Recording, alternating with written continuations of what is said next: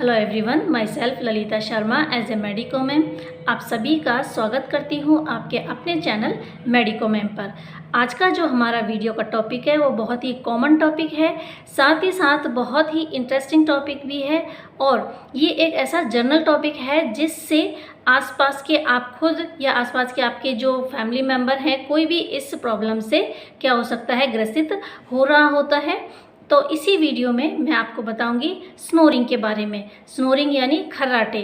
तो ठीक है, तो आप अब समझ गए होंगे कि खर्राटे जैसी कोई हेल्थ प्रॉब्लम तो है नहीं, लेकिन अगर इसका समय रहते हुए ट्रीटमेंट नहीं कराया गया तो ये क्या बन सकती है, एक हेल्थ प्रॉब्लम भी बन सकती है। तो इसी वीडियो में हम देखेंगे स्नोरिंग क्या होती है और इसके जो कॉजेज़ हैं, क्या कारण है जिसकी वजह से ये स्नोरिंग होती है, और इसका हम देखेंगे लास्ट में ट्रीटमेंट कि किस तरह से इस जो हेल्थ प्रॉब्लम है उससे हम क्या कर सकते हैं, छुटकारा पा सकते हैं। तो चलिए स्टार्ट करते हैं आज का हमारा वीडियो।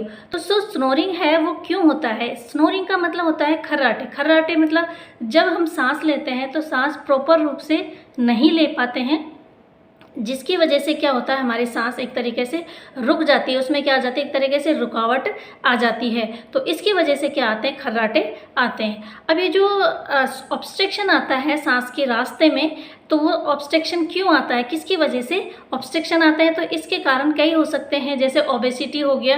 ओबेसिटी की वजह से क्या होता है कि जो आपकी जो सांस का रास्ता है, सांस की जो नली है, उसमें क्या होता है, फैट डिपॉजिट हो जाता है, जिसकी वजह से क्या होता है, उसका जो रास्ता है, सांस का रास्ता, वो सकड़ा हो जाता है, पिचक जाता है, एक तरह से उसको दबाव पड़ जाता है, और जब आप सांस लेते हो तो पूरी तरह से वो सांस नहीं जा पाता, एयर का फ्लो पूरी तरह से नहीं हो पाता। तो एक रीज़न तो इसका ये हो गया, ओबेसिटी। इसके अलावा क्या हो सकता है, अगर आपको किसी तरह से बलगम की समस्या रहती है, आपके बलगम आता है, तो उसकी वजह से भी क्या होता है, ऑब्स्ट्रक्शन आ जाता है सांस लेने में। या फिर आपको किसी भी तरीके क्या है, एलर्जी हो गई है, एलर्जी की वजह से भी ये हो सकता है। या जो इसका मेन जो कॉजेज़ हो सकता है, जनरली जो देखा जाता है, वो हो सकता है कि आपकी जो स्लीपिंग जो पोजीशन है वो क्या है, सही नहीं है। अगर आप सही तरीके से सही पोजीशन में नहीं सो रहे हैं तो उस टाइम भी क्या होता है, खर्राटे आने के चांसेस रहते हैं। जैसे कि जनरली जो अगर इसमें देखा गया है वो है, अगर कोई व्यक्ति सुपाइन पोजीशन में सोता है, ठीक है, सुपाइन पोजीशन मतलब पीठ के बल पे सोता है, तो उस टाइम क्या होता है, इसको खर्राटे आने के ज़्यादा इसमें चांसेस रहते हैं। इसके अलावा और भी इसके कैसे कॉजेज होते हैं, जैसे अल्कोहलिज्म है, किसी ने अल्कोहल का सेवन कर लिया है तो उसकी वजह से रात को सोते टाइम उसको क्या आ सकते हैं, खर्राटे आ सकते हैं। तो खर्राटों की वजह से ना केवल आप ही इससे क्या हो सकते हैं, परेशान हो सकते हैं, इसके साथ साथ आपके जो और भी फैमिली मेम्बर हैं वो भी इससे क्या हो सकते हैं, परेशान हो सकते हैं। कई बार तो ये सुनने में आया हुआ है कि खर्राटों की वजह से कई जो कपल्स होते हैं उनमें क्या हो जाता है, डिवोर्स भी हो जाते हैं, तलाक तक की नौबत आ जाती है। तो ऐसी समस्या किसी के साथ ना हो, इसीलिए ये मैं वीडियो लेके आई हूँ कि आप ये वीडियो देखें और इसमें जो इन्फॉर्मेशन दी गई है उसको आप इसको समझें और इसको अपने जीवन में उतारें, ताकि आपको इस तरह की या आपके आसपास किसी को भी इस तरह की कोई समस्या है तो वो इससे छुटकारा पा सके। ठीक है, तो ये तो हो गया, इसके कॉजेज़ हो गए, इस वजह से ये आ सकते हैं खर्राटे। अब हम देखते हैं इसका जो ट्रीटमेंट है वो क्या हो सकता है। तो ट्रीटमेंट में हम देखेंगे, सबसे पहले तो ट्रीटमेंट इसका कॉजेज़ के ऊपर डिपेंड करता है, किस कारण से खर्राटे आ रहे हैं। जिस कारण से खर्राटे आ रहे हैं उनको हमें क्या करना चाहिए, दूर करना चाहिए। सबसे पहले देखेंगे कि जैसे ओबेसिटी है, ओबेसिटी की वजह से अगर खर्राटे आ रहे हैं तो आपको क्या करना है, वेट लॉस करना है। ओबेसिटी की वजह से क्या हो सकता है कि जो ये मसल्स होती है, नेक की मसल्स, वो क्या हो जाती है, लूज़ हो जाती हैं। तो लूज़ होने के कारण क्या होता है कि जो ऑब्स्ट्रक्शंस है वो बढ़ जाता है एयर का और खर्राटे आने स्टार्ट हो जाते हैं। तो सबसे जो इसका मेन ट्रीटमेंट है वो यही है कि अगर आप ओबेसिटी से ग्रसित हैं, आप में मोटापा है, तो आपको उसको क्या करना है, रिड्यूस करना है। नेक्स्ट जो है वो है कि आपको जो सही पोजीशन है वो इसमें यूज़ करनी है सोते टाइम।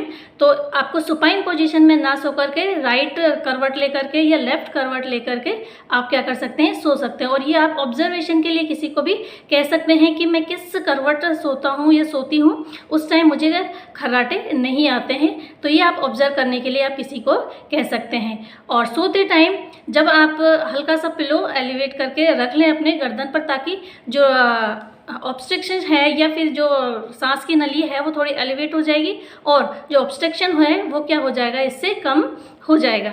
इसके अलावा और भी जैसे कुछ ट्रीटमेंट है इसमें, जैसे अगर नेज़ल पॉलिप हो गया, ठीक है, तो इसमें नेज़ल पॉलिप में क्या होता है कि कुछ मसल्स होती हैं नेज़ल्स में, वो क्या हो जाती हैं, बढ़ जाती हैं। तो इसका जो ट्रीटमेंट है वो कई बार क्या है, सिजेरियन भी करवाया जाता है डॉक्टर वगैरह की सलाह से।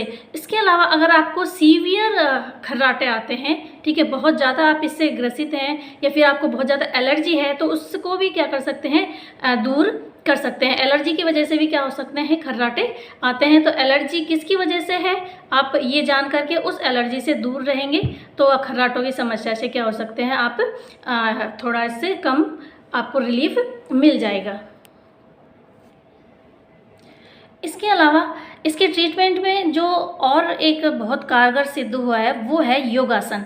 योगासन की वजह से भी आप खर्राटे जैसी जो समस्या है उसको बहुत कम किया जा सकता है। जैसे कि अनुलोम विलोम करना है, कपालभाति करना है, सिंहासन करना है। सिंहासन मतलब एक तरीका सा आसन होता है जिसमें क्या हो जाता है, टंग को बाहर निकाल करके और फिर वो किया जाता है। तो ऐसे कुछ योगासन है, उनको भी आप अपना करके जो खर्राटे जैसी समस्या है उसको आप बहुत इसको क्या कर सकते हो, कम कर सकते हो। इसके अलावा खर्राटों से क्या होता है, कई बार ऐसी सीरियस कंडीशन भी आ जाती है, स्लीपिंग एपनिया जैसी कंडीशन आ जाती है। स्लीपिंग एपनिया मतलब ये होता है कि जब आप सो रहे होते हैं तो उस टाइम जो ऑब्स्ट्रक्शन है, एयर का जो ऑब्स्ट्रक्शन है इतना ज़्यादा हो जाता है कि कई बार क्या होता है कि पर्सन की सांस तक रुक जाती है और अचानक से सांस रुक जाती है तो वो नींद से जग जाता है और उसको क्या हो जाती है, बहुत ज़्यादा घबराहट सी इस तरह से समस्या उसको हो जाती है। अगर आप इस तरह की समस्या से ग्रसित हैं तो आपको क्या करना चाहिए, अपने डॉक्टर से, ईएनटी के डॉक्टर से क्या करना चाहिए, कंसल्ट करना चाहिए और वो जो सलाह देता है उसके अकॉर्डिंग आपको ट्रीटमेंट लेना चाहिए। तो इस तरह से आप क्या कर सकते हैं, अपनी जो खर्राटों की जो समस्या है, स्नोरिंग की जो समस्या है, उससे निजात पा सकते हैं। तो आज के इस वीडियो में मैंने आपको बताया कि स्नोरिंग क्या होती है, स्नोरिंग के क्या क्या कॉजेज़ हो सकते हैं और क्या क्या आप इसमें ट्रीटमेंट ले सकते हैं। तो होप आपको आज की वीडियो अच्छी लगी होगी और अच्छी इन्फॉर्मेटिव आपको लगी है, तो आप इसको वीडियो को लाइक करें और अपने फ्रेंड्स में इसको ज़्यादा से ज़्यादा शेयर करें ताकि इस तरह की इन्फॉर्मेशन उनको भी मिल सके। अगर फिर भी आपकी कोई क्वेरीज़ है तो आप कमेंट्स बॉक्स में जा कर के कमेंट्स कर सकते हैं। I will try to solve your queries and thank you for watching my video.